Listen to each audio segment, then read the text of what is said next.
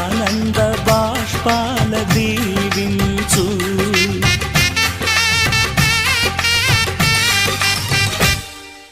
తాజాగా మా ఇంట్లో పెళ్లి బాజాలే మోగేను, కొత్త యువరాణి రానుంది ఈ అంతఃపురం ఏలగా.